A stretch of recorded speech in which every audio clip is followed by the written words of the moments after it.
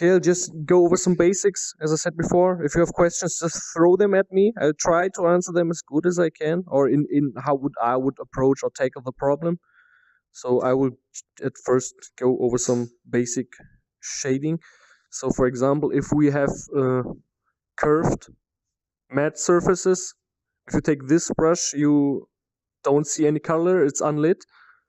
You have another brush that simulates the inbuilt light system, like right now.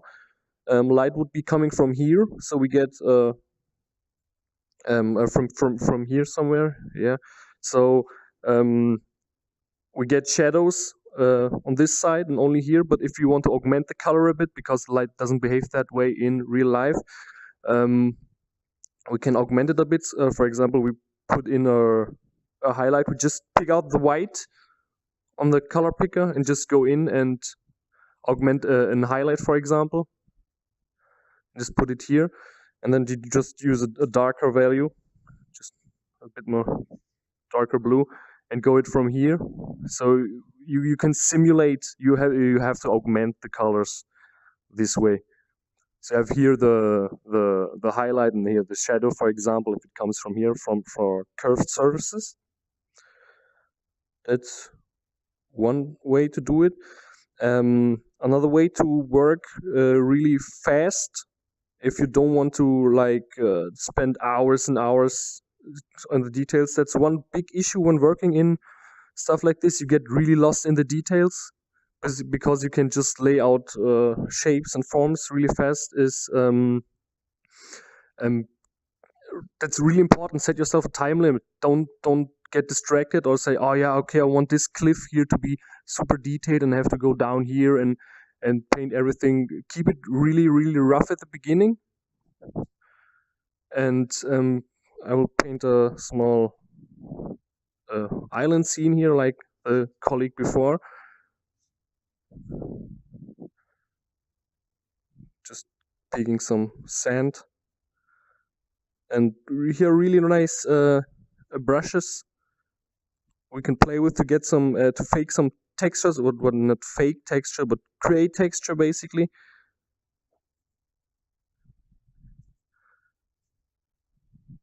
So we have like not really particle effects, but you can also like water, for example, here.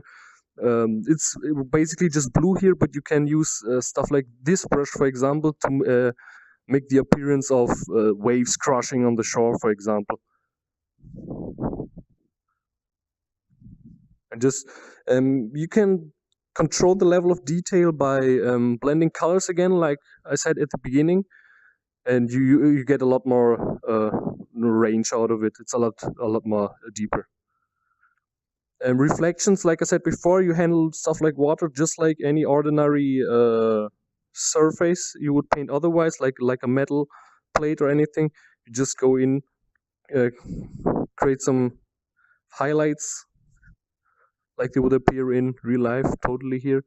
Another really cool thing I like to do is play with a distance you can have in VR. Like I can paint like back here.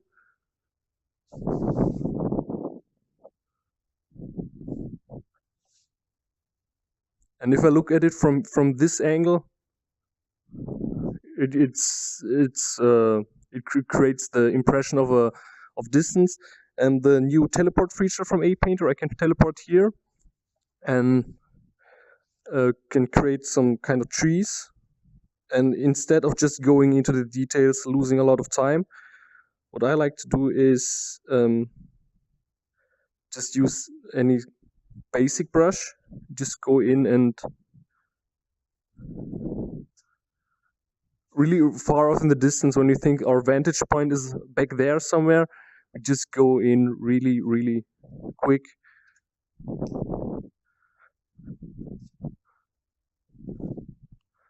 If you get further in the distance, you can use thinner strokes. These are all trees, beautiful trees.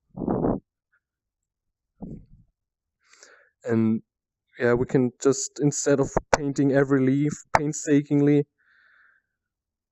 we just use some brushes that help us randomize things. Pick a nice good color here. And just try it, and also always important, iterate, change your position, and you say, okay, it's kind of working. You're adding more detail, more trees, more green stuff.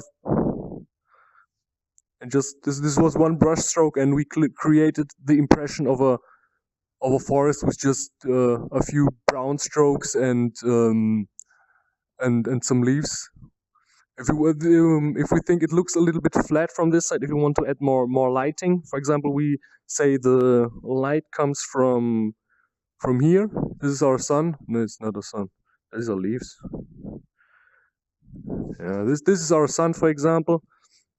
So the light must travel from here, from this direction.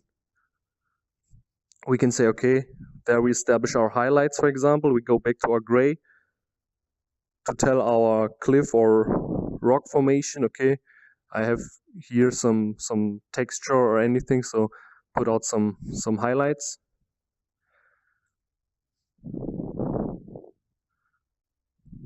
And do the exact same thing with the darks to really give it a sense of texture. I don't really care about the surface here. I'm just laying out some rough shapes and decide on the go where it looks good, where it doesn't. Maybe go a bit brighter here.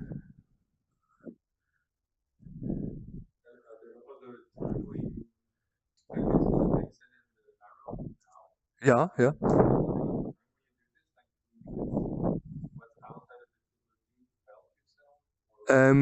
Yeah, I have always a few notes flying around me. Like I try to not scatter them. Or tend to forget them. I try to keep them in one place. For example, here was my first note with the sun, with the light source. So I would take another notes basically here. So for example, yeah, make stuff more green and stuff like that. I would write it in one place, my note sketchbook, for example, and yeah, I would approach it this way. And yeah, now we have the light established. Okay, it's coming from up there, so we go in back to our forest, pick some lighter green with a small brush size, and just try to keep it consistent from one direction. Add a little bit of verticality here, so it doesn't look like a flat forest. And we just go here basically from if we approach this painting from like we would only approach it, look at it from this kind of angle. If we want it to be a lot more detailed and walk through it, we would take a different approach, where we would consider where the participant or the viewer of the finished painting would look at or go through at, and this is where we put in the details. Because if we go in and just are stuck at the rock and spend 5 hours at the rock, it's basically time wasted, because no one will take 5 hours to look at the rock.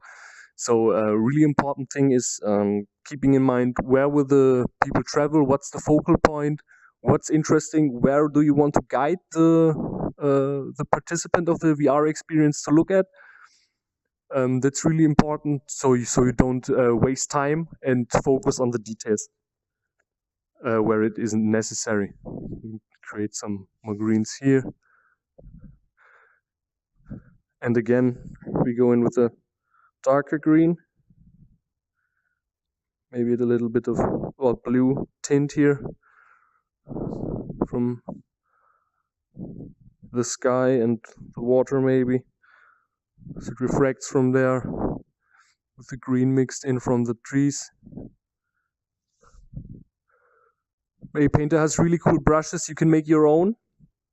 So instead of making a ton of grass by hand with individual strokes, you go in and take a brush like this and just create some vegetation with a few brush strokes. This is a single brush stroke right now.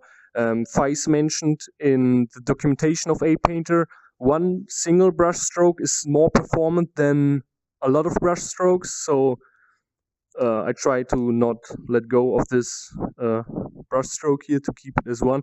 I have no idea if this applies to really long brush strokes, so make it like a painting with just one brush stroke, if it would be super performant.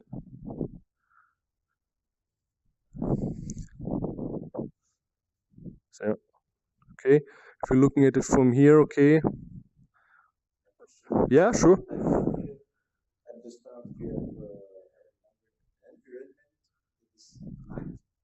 Yeah.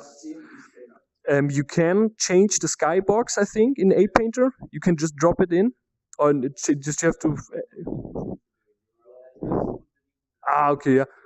Yeah, but you can change the basic skybox around you. So you put it all white, so you have it something neutral, and so that's no. Yeah, yeah. I could fake it. Or what do you know? Faking is the wrong word. I could just create it. Let's call it create it. Yeah, that sounds nice. Yeah. If we know we are only looking this from a limited angle, we just go in. If we have a static camera or a very limited camera that's limited in movement, we can just create something like this, like a backplate, and it's beautiful island weather right now from this angle. If you turn this way, it's wasteland. Yeah, clouds. Really don't spend a lot of time painting clouds, so I just try to keep them as simple as possible.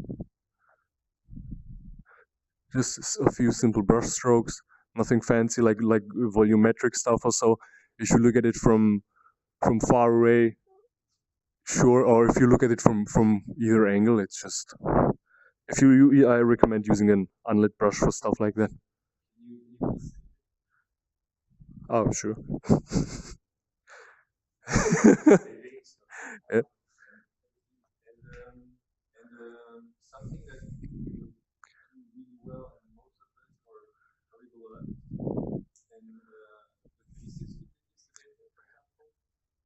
Yeah, yeah. Oh.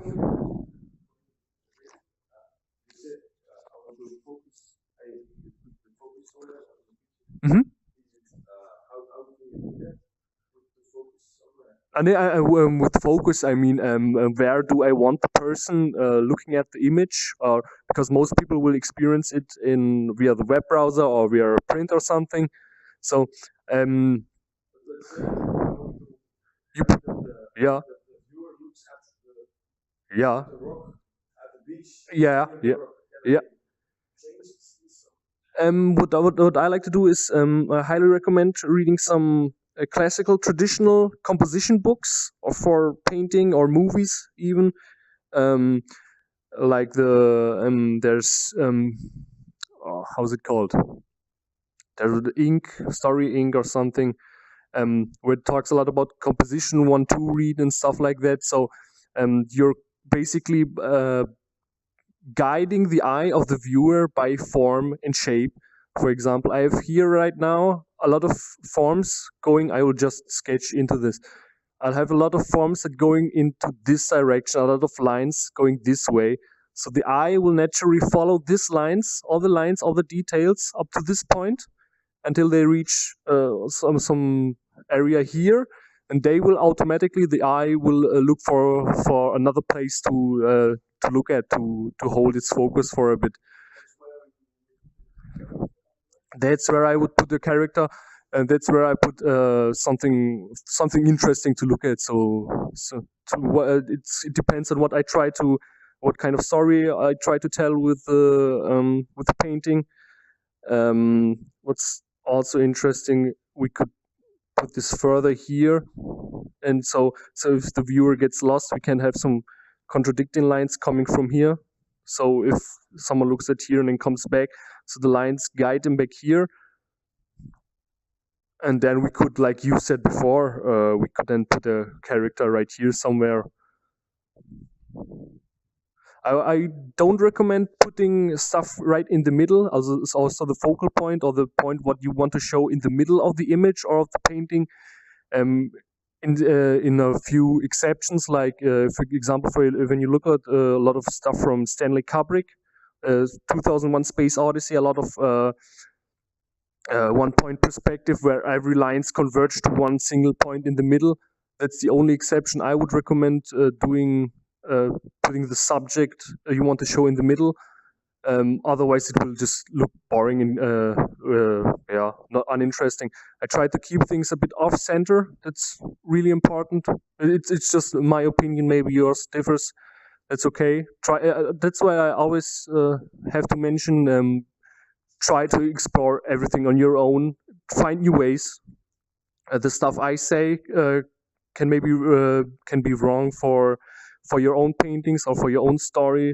It really depends. It's highly recommended that you just go out and try stuff, explore stuff, and never take things for granted. Like it says in this book, or this guy says this.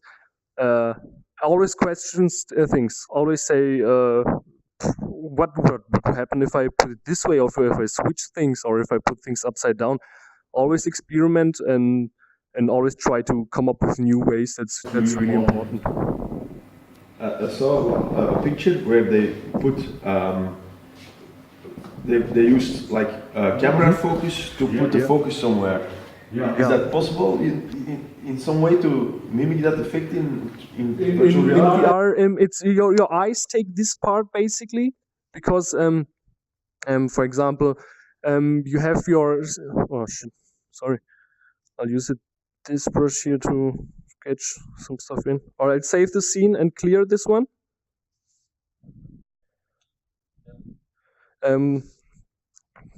For example, you have some object right in front of you, and your eyes focus. That's a big point. And your eyes are focused on this object. Everything that's around this area, for example, everything I paint here or whatever, my eye isn't focused on. It could be anything. It could be the best painting in the world. It could be the most interesting stuff ever. If I'm just focused at this point in the middle, my brain, my eyes don't care. They just don't care. As soon as I look left and right, everything right here, right now, is super uninteresting. Yeah. Yeah. Yeah.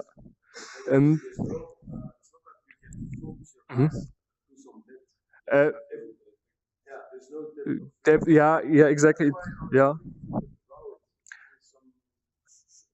That's why I'm trying with the trees at the beach scene. That's why I only do stuff like this, basic shapes. So if you look at it from your peripheral vision, only from the side, it just looks like trees or anything. But real depth of field, I don't have any information yet. What you can also read up that's really interesting: foveated rendering. That's it's eye tracking inside the HMD. For example, I would have a camera inside the helmet right now, and it would track my eye movement, and it will only render the center point. My graphics card would only try to render this point, and everything here render at 50%, low details, no shadows or whatever. And that would be is the next step. Yeah. Yet, exactly. Yeah. There are one or two companies working on it right now. I'm looking forward to experience it, try it out. This would be the next step. So you can put extra detail stuff here and just where the participant is looking at. Any further questions? A big character design, exactly. Yeah. We tried to implement here the scaling feature in Painter. We're still working on it here with Fabienne. Maybe, I hope so. Yeah. Then you could scale. Exactly. Yeah. And the the early tilt brush didn't have scaling either, for example. You just have to bend down, paint the feet and everything, or like I had to do in the past before the scaling features, stand up on a chair looking totally elegant like that with a thing on your head. What I did at the beginning, I was always painting a wireframe around, and then just like in traditional 3D, traditional digital 3D, and then just put in the details like that. I've moved away from that approach. I tried it more to tackle it like a sketch in a sketchbook, like a gesture sketch, where you just use some lines, for example, to invoke movement. There are a lot of cool books from like Pixar or Disney artists where you can with how to approach showing lines, showing movement through lines with just as minimal lines as possible. Really cool topic.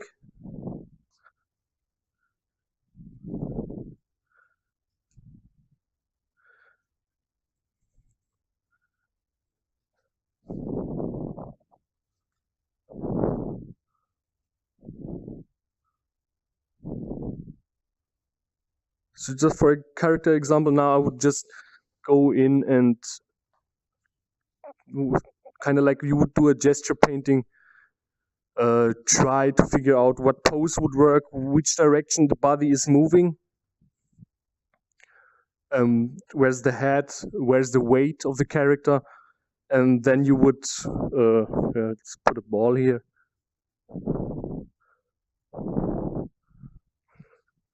For this soccer player, for example, you would just kind of try to feel for it. Where would be the weight? What's his speed? What's his velocity? Where would his weight would be? And just first go in and try with a few simple lines. Try to find out what dynamic looks good. What lines flow through. So this again, the point where I mentioned like guiding the eye of the viewer. I have this line here, this big line, beginning here at the top, with a few exceptions for here and here, but the main line goes from here, guiding the eye. Okay, you look at the head, and then you follow his movement through the ball, the subject of the painting. This is how I would approach these bigger character paintings right now.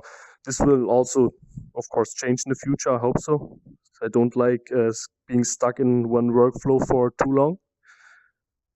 So, yeah, any questions? I have the 5 minutes left. Or do we have to set up the call? What? It's good.